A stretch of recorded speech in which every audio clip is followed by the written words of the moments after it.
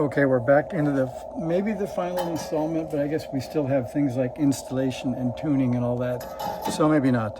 So I made what did they say, the 1 1/8 piece of wire that I stripped a 1/4 inch on each end, and that turned out to be that single loop through T1. So we have to solder that. And then I found my Amazon box of caps, so there's a 102 in there, so that solves the missing 102 problem. So I think that was C17 maybe? C17 is a 102, so we can put that in, and that's here.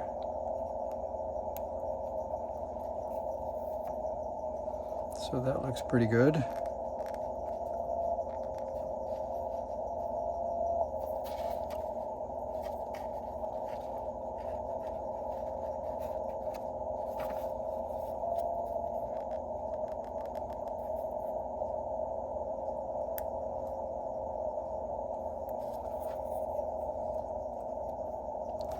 Okay, so we can solder that one.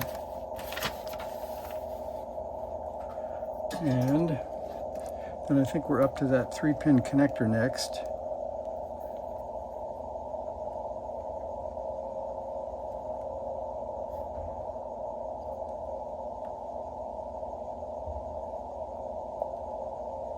Oh, and Jeff's radio is playing. We got 40-meter whip up on the gutter, so that's still another ham stick, but I'm not receiving so much on 40, but at least we're receiving. Okay, then those 2 leads of the link.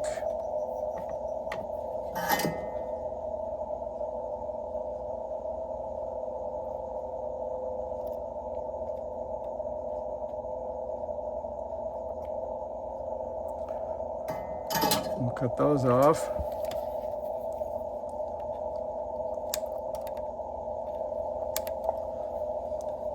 And then we'll cut off, let's see, I guess we're in good shape there, just an extra piece there. Looks like we need some defluxing going on. Now, we have this 3-pin, and it says, install this at the bottom of the ATU board before soldering. Make sure the connector is seated flat and not tilted. If you don't get it right, it might be difficult to plug in the ATU. So that goes like that. And I probably shouldn't hang on to that or I'll get myself burned pretty bad. So we'll push it down on the table.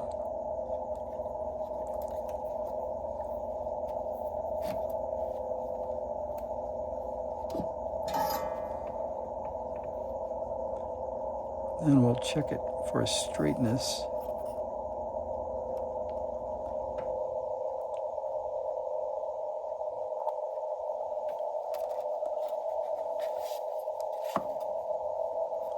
Not straight.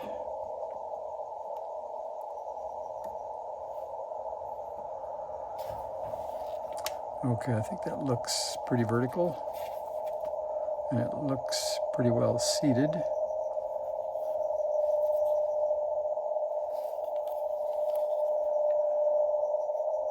Maybe a bit out, but I think it's okay. I will solder that in.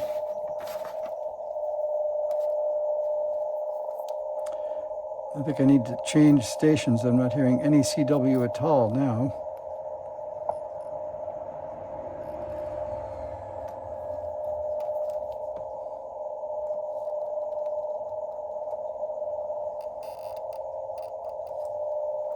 All right, we have a connector.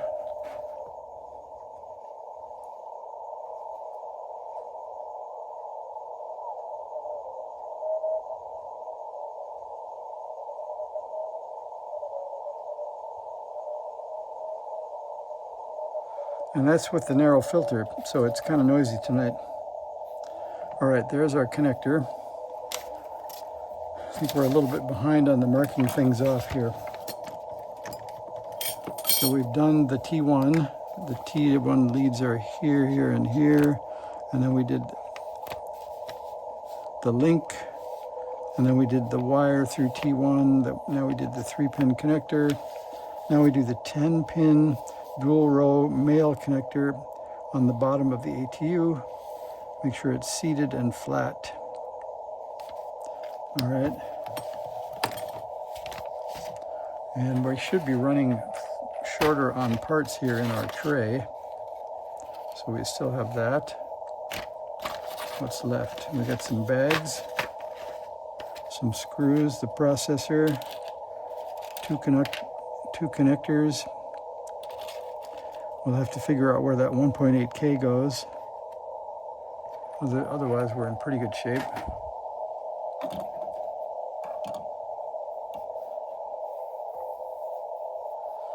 Okay, this is going to go down into the connector in the K1.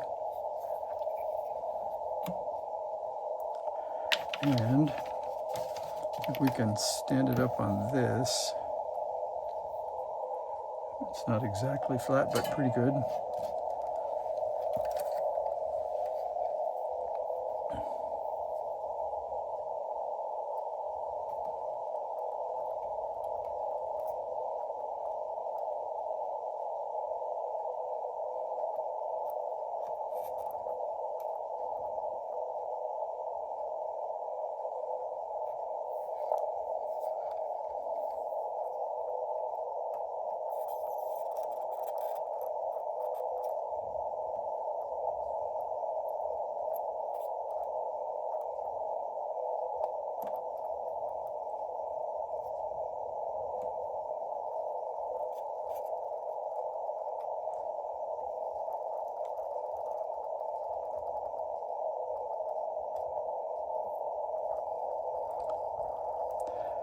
I don't think I'm copying much of that through the noise.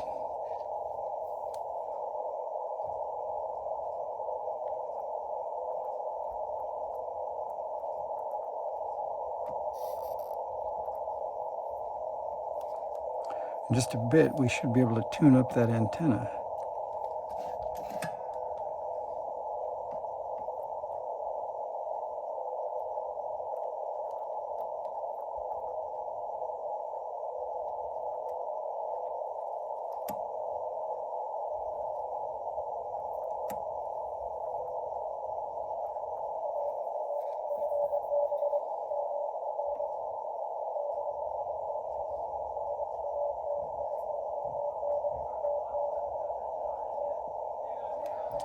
Okay, that looks pretty good. Let's see how that came out.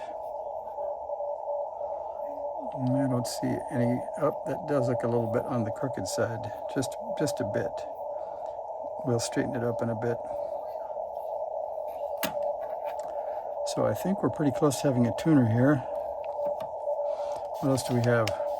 We have to put in, straighten the pins on U1 and put that in. And put U1 in its socket. Now we got to build a ground loop. And we have plenty of discarded component leads, so that should be fine.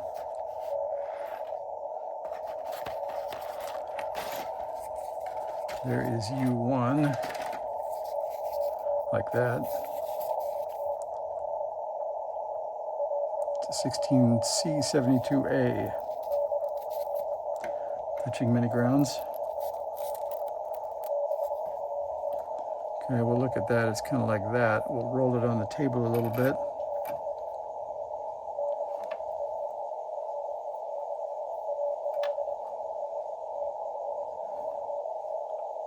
It looks more straight up and down. All right, and there is pin 1 on the top. And the notch is both on the PC board and on the socket on this end.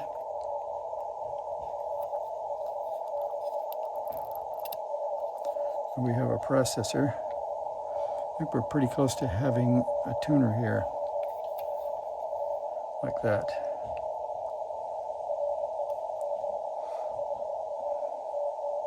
Not bad. So we can mark off U1, and we can mark off, C17. Now I think we can put our ground lug in.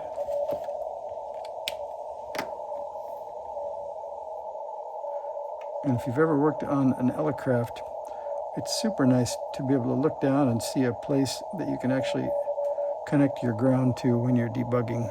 So extra nice to Wayne for putting ground lugs on. And it looks like that.